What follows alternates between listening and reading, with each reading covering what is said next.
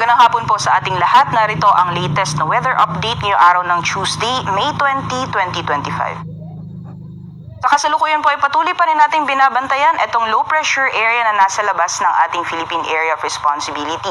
Ang nasabing low pressure area po ay wala ng direktang epekto sa anumang bahagi ng ating bansa at lumabas po siya ng PAR kaninang alas 8 ng umaga. So inaasahan po natin possible malusaw or patuloy na lumayo itong LPA sa ating kapuluan. So for the next few days po ay inaasahan natin na hindi na po ito makaka-apekto sa anumang bahagi po ng ating kapuluan. Although itong LPA wala na pa yung epekto, inaasahan pa rin po natin yung mga pag-ulan sa iilang bahagi ng ating bansa dulot po ng patuloy na epekto ng easterlies, pati na rin po nitong intertropical convergence zone.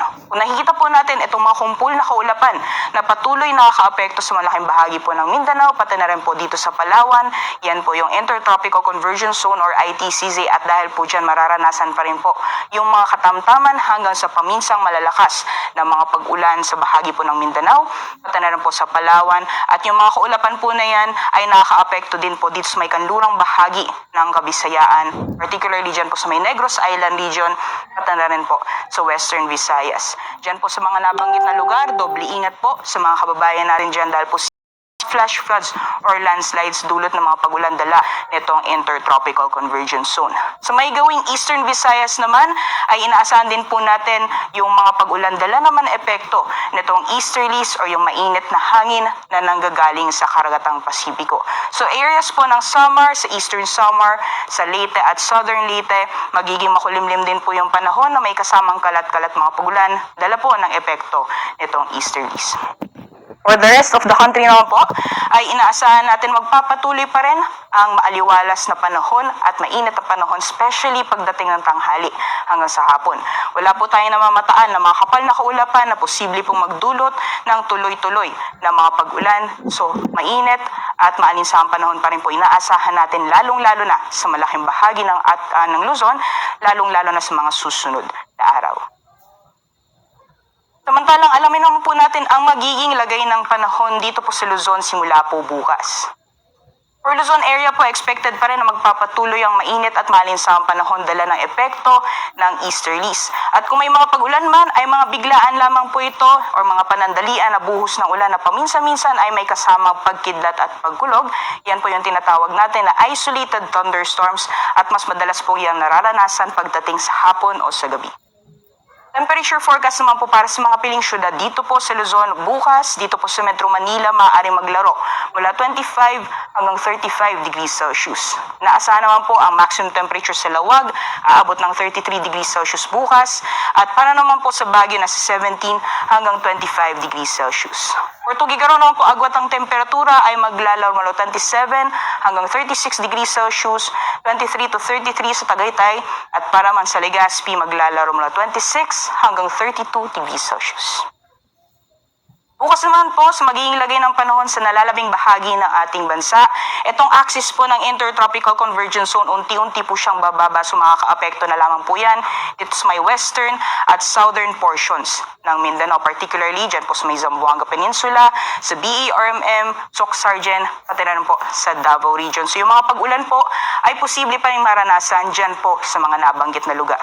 Meanwhile, for the rest of the country naman po, for Palawan, Visayas, and for the rest of Mindanao, improving weather conditions po tayo simula po bukas dahil nga po yung low pressure area ay patuloy na lumalayo ng ating area of responsibility at hindi na makaka-apekto sa ating bansa. At yung ITCZ naman na axis or yung areas na makaka-apektuhan ng ITCZ ay unti-unti pong mababawasan.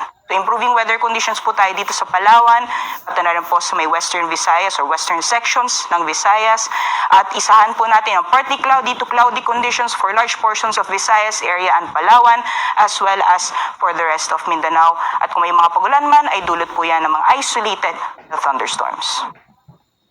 Temperature forecast naman po para sa mga piling syudad dito po sa Palawan, agwat ng temperatura po for Kalayaan Islands ay nasa 26 to 33 degrees Celsius at 25 to 32 degrees Celsius naman para sa Puerto Princesa. For Visayas naman po, yung Iloilo maaaring umabot ng 33 degrees Celsius maximum temperatures, and for Cebu and Tacloban, yung maximum temperatures po maaaring umabot ng 32 degrees Celsius. Para Para naman po sa Mindanao, yung agwat naman po ng temperatura para sa Zamboanga maaaring maglaro mula 25 hanggang 33 degrees Celsius, and yung maximum temperatures naman po para sa Cagayan de Oro, gayon din sa Metro Davao ay maaaring umabot ng 32 degrees Celsius. Para naman po sa kalagayan ng ating karagatan, wala po tayong babala sa matataas na mga pag-alon or gale warning, kaya patuloy pa rin po mararanasan ang banayad hanggang sa katamtaman ng mga pag-alon sa mga dagat baybayin po ng ating bansa. So malaya pa rin mga kalayag ngayong araw ang ating mga kababayan. At para po sa 3-day weather outlook or sa magiging lagay po ng panahon sa mga piling syudad dito po sa ating bansa mula Thursday hanggang sa darating po na weekend, nakikita po natin, lalong-lalo po sa may bahagi ng zone ay magpapatuloy pa rin ang mainit at maalinsahang panahon hanggang sa darating na Sabado. At kung may mga pagulan man, ay dulot po ito ng mga isolated na thunderstorms. Temperature range naman po para sa Metro Manila mula Thursday hanggang sa darating na Sabado ay nasa 25 hanggang 35 degrees Celsius, 17 to 26 naman para sa Baguio City, at para pa sa Legazpi ay nasa 25 hanggang 33 degrees Celsius. Para naman po sa mga piling syudad, dito po sa Kabisayaan, inaasahan po natin magpapatuloy naman ang improved weather conditions, lalong-lalo na dito po sa may kalura bahagi at silangang bahagi ng ating silangang bahagi ng Visayas area. Ngunit inaasahan po natin sa darating na Sabado, unti-unti po mararanasan ulit yung epekto ng easterlies, lalong-lalo na sa may bahagi ng Eastern Visayas. So dito po sa Tacloban, maaaring maranasan po ang maulan na panahon sa darating po yan na Sabado. Temperature range naman po para sa Metro Cebu mula Thursday hanggang sa Sabado ay nasa 26 hanggang 33 degrees Celsius, 25 to 33 naman para sa Iloilo, at sa Tacloban naman ay maglalaro mula 25 hanggang 33 degrees Celsius. Para naman po dito sa mga piling syudad sa Mindanao, especially po for Metro Davao at Zamboanga City, dahil po sa patuloy na epekto ng Intertropical Convergence Zone, itong makulimlim na panahon na may kasamang kalat-kalat mga pagulan ay posible pa rin magpatuloy hanggang sa darating na weekend. So doble ingat po sa mga kababayan natin dyan.